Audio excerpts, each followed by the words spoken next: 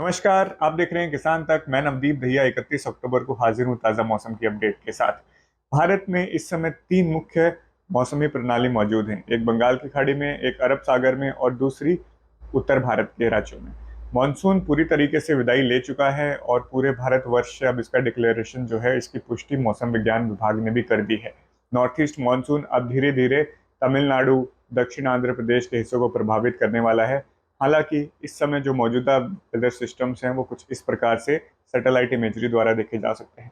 बंगाल की खाड़ी में जो लो प्रेशर एरिया बना हुआ है, इसका जो स्ट्रक्चर है, इस समय ये लगातार जो है तीव्रता पकड़ता जा रहा है, इसमें लगातार इंटेंसिफाई हो रहा है, जिसका प्रभाव देखने को मिलेगा कि पूर्वी भारत के कुछ राज्यों में हो सकता है। इसके बाद साइक्लोन तेज जो अरब सागर में बना हुआ है, इसको लेकर भी काफी ज्यादा शंकाएं हैं कि ये किस तरह बढ़ेगा, लेकिन भारत में इसका कोई सीधा प्रभाव नहीं देखने को मिलेगा। इसकी पक्की संभावनाएं हैं क्योंकि ये लगातार जो है पश्चिम दिशा में आगे बढ़ते हुए ओमान की तरफ जाता हुआ दिखाई दे रहा है।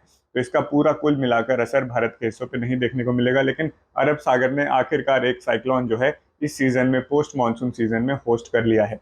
देश के अन्य राज्यों की अगर बात करें तो मौसम मुख्यतः साफ और शुष्क ही दिखाई दे रहा है। तमिलनाडु, केरला, कर्नाटका, आंध्र प्रदेश, तेलंगाना, महाराष्ट्र, छत्तीसगढ़, उड़ीसा, झारखंड, पश्चिम बंगाल, उत्तर पूर्वी भारत, बिहार, उत्तर प्रदेश, मध्य प्रदेश, गुजरात, राजस्थान, हरियाणा, दिल्ली, पंजाब, हिमाचल प्रदेश, उत्तराखंड और ऊपर जम्मू कश्मीर, लद्दाख तक भी मौसम पूरी तरीके से शुष्क है। मानसून सभी राज्यों से विदाई ले चुका है।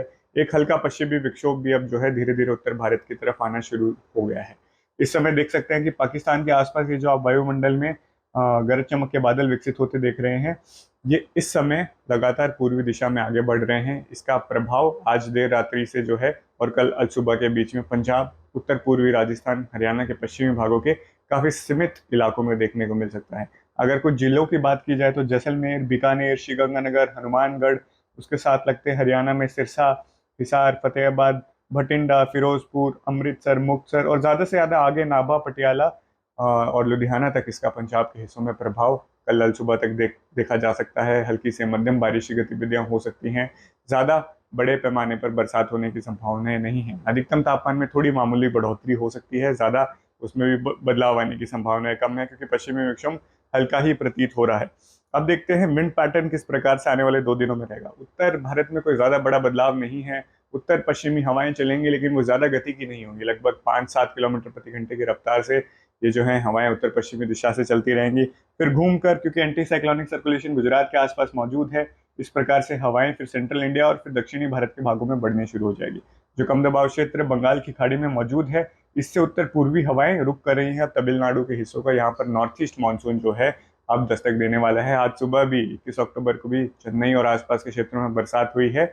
अब ये नॉर्थ ईस्ट मानसून का ऑनसेट जल्द ही यहाँ पर डिक्लेयर कर दिया जाएगा, लेकिन कोई बहुत बड़ी बारिश या फिर जो धमाकेदार लो प्रेशर एरिया के साथ जो मानसून की यहाँ पर स्टार्ट होता है उत्तर पूर्वी भारत में, वो देखने को नहीं मिलने वाला है आने वाले दिनों में भी, क्योंकि ये जो लो प्रेशर एरिया बंगाल की खाड़ी में बना है डिप्रेशन में तब्दील हो जाएगा।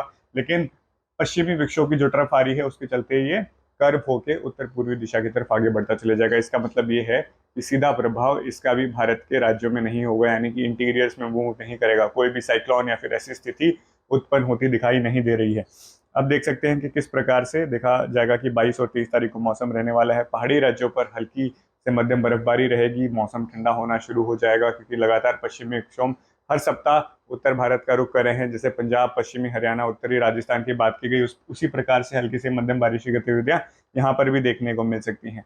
और जिस सिस्टम की बात की जा रही है कि कम दबाव क्षेत्र बना हुआ है, ये कर्व करना शुरू कर देगा, यानी कि बॉर्डरिंग एरिया जो विशाखापट्टनम, आंध्र प्रदेश के तट वाले इलाके हैं, उड़ीसा के तट वाले इलाके हैं, कटक, भुवनेश्वर, पुरी के आसपास और कलकत्ता तक जो है 22, 23 और 24 तारीख को थोड़ा प्रभाव हो सकता है, लेकिन बड़े पैमाने पर बारिश होने की या फिर सीधा प्रभाव देखने को नहीं मिलेगा। ये वेदर सिस्टम डायरेक्टली इम्पैक्ट नहीं करने वाला है भारत को, यानी कि अरब सागर का सिस्टम का भी सीधा प्रभाव भारत पर नहीं होगा। बंगाल की खाड़ी में भी जो प्रणाली बनी हुई है, इसका कोई सीधा प्रभाव भारत पर नहीं रहेगा। इसका सिर्फ हल्का सा प्रभाव जो तट वाले इलाके हैं वहीं देखने को मिलेगा। इंटीरियर्स में नॉर्थ ईस्ट मानसून सेट होने वाला है, यानी कि तमिलनाडु के भागों में बारिश की गतिविधियां बढ़ेंगी। हल्की से मध्यम बारिश की गतिविधियां हो सकती हैं।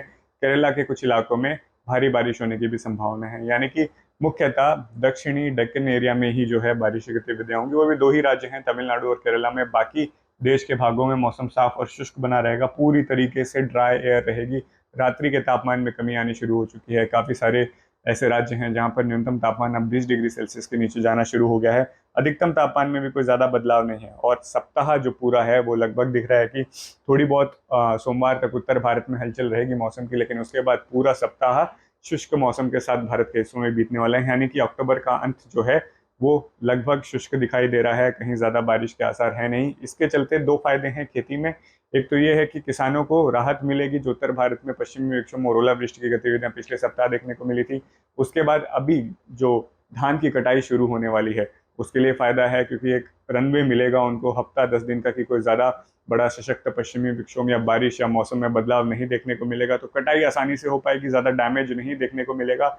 और जो किसान बुआई के लिए देख रहे हैं आने वाली फसलों के लिए, रबी की फसलें जो होने वाली हैं, गेहूं हो या सरसों हो, उसके लिए भी अच्छा समय है, क्योंकि पिछले सप्ताह भी देखने को मिला थोड़ी बहुत उत्तर भारत में बारिश की गतिविधियां हुई। उत्तर पश्चिमी राजस्थान में, हरियाणा और पंजाब के कुछ हिस्सों में अगले 2 दिनों में भी थोड़े बारिश के आसार हैं, तो यहाँ पर बुआई के लिए भी मौसम अनुकूल है। न्यूनतम तापमान आने वाले सप्ताह में लगातार गिरते हुए ही दिखाई देंगे। तो कुछ इस प्रकार से उम्मीद है कि पहाड़ी राज्यों पर तो अब जो ज़्यादा हाइट पर हैं वहाँ पर तापमान माइनस में जा चुका होगा। निचले इलाके हैं जम्मू डिवीजन के, हिमाचल प्रदेश, उत्तराखंड के, यहाँ पर सिंगल डिजिट यानी 10 डिग्री सेल्सियस से कम न्यूनतम तापमान दर्ज करने शुरू हो जाएंगे। पंजाब के कुछ भाग होंगे और हरियाणा के पश्चिमी और उत्तरी राजस्थान में अब धीरे धीरे गुलाबी ठंडी जो है वो आनी शुरू हो जाएगी। गुलाबी ठंड की शुरुआत यानी कि न्यूनतम तापमान 15 डिग्री सेल्सियस से कम काफ़ी सारे इलाकों में, लेकिन 10 डिग्री सेल्सियस के ऊपर ही रहेंगे, यानी 11, 12, 13, 14 डिग्री सेल्सियस के बीच में न्यूनतम तापमान इन राज्यों में दर्ज किए जा सकते हैं। हरियाणा के बाकी हिस्से, दिल्ली, एनसीआर, यूपी, बिहार, मध्य प्रदेश, छत्तीसगढ़, जो पूरा इंटीरियर्स वाला इलाका है, उड़ीसा के अंदरूनी भाग, झारखंड तक, मध्य प्रदेश, महाराष्ट्र में भी अगर आप देखेंगे तो न्यूनतम तापमान अब गिरने वाले हैं। यहाँ पर संभावनाएं है कि 13 से लेकर 18 डिग्री सेल्सियस के बीच में आने वाले पूरे सप्ताह में न्यूनतम तापमान अलग अलग स्टेशनों में दर्ज किए जाएंगे।